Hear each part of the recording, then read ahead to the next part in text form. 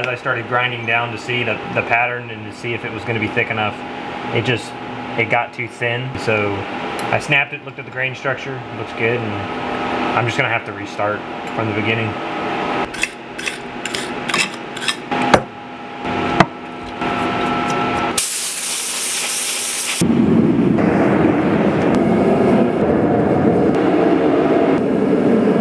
Too much flux, just put a little bit on the seams, kind of let it burn off a little bit, put a little bit more, let it seep in. It'll kind of help save your forge from getting eaten away.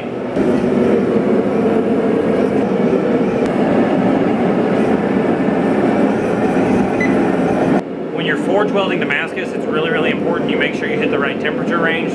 My recommendation is get yourself a heat gun. That way you can check your billet and make sure you're hitting the right temperature. Good temperature is the range between 2000 and 2200. We're there.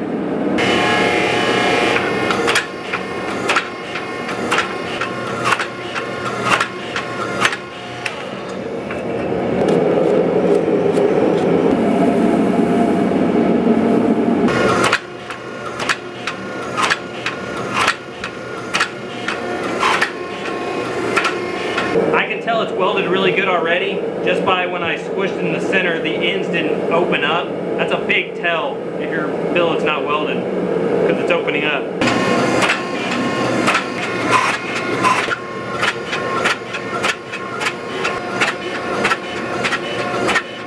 So what I did is I squished those corners in so that as I twist it, I get a good even twist all throughout the billet.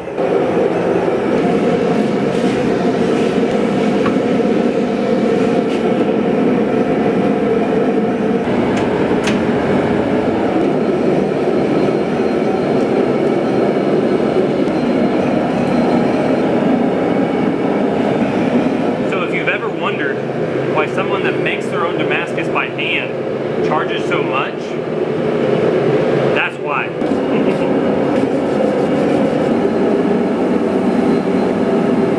I'm glad the weld didn't break on this thing, but I think I broke it.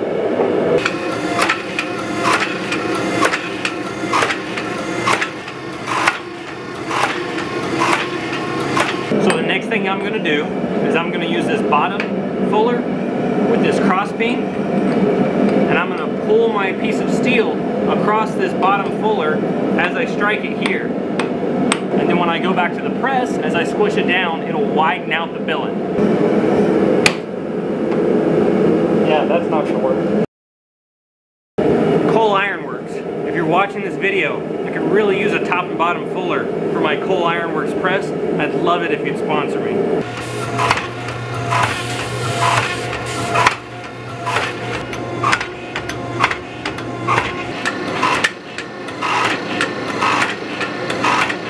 Gotta get it to here.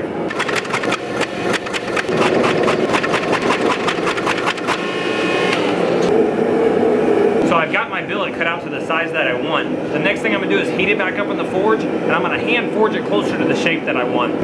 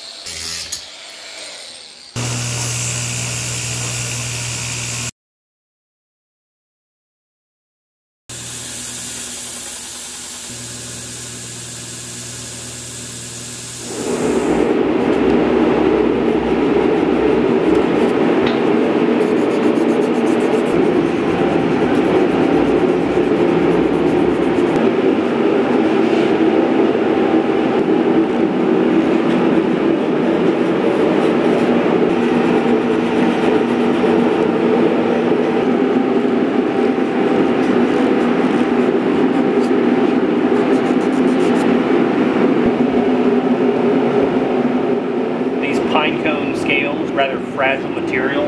But what I'm going to do to just kind of make it a little bit harder is hand sand it to 800, and I'm going to just gently rub in some CA glue, and I'm just going to let that cure over all the surface of the handle of the knife and the metal.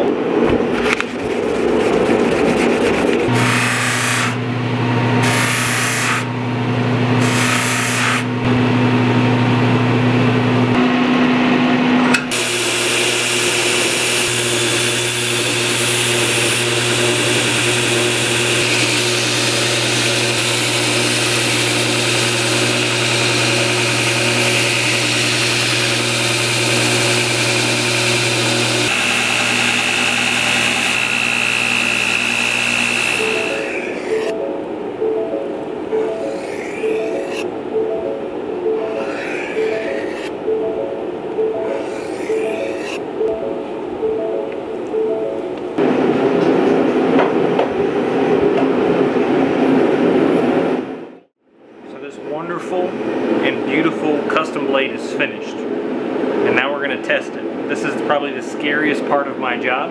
This is going to be a used hunting knife. I'm going to do things with it that the owner is not going to do, because I want to ensure that when I give this knife to them that they don't have any worries when they're in the field. So we're going to test it. We're going to do a quick antler chop, and then we're going to do a paper slice just to make sure that it retains a good edge on it, and to make sure that it's strong enough to actually kind of work through some bone, because sometimes when you're working with a knife you're going to scrape up against bone, and it's really important that you know that your edge is not going to chip. So I'm not going crazy, but I am definitely going to be testing it a little bit harder than anybody else would. Ready? Mm-hmm. I'm not.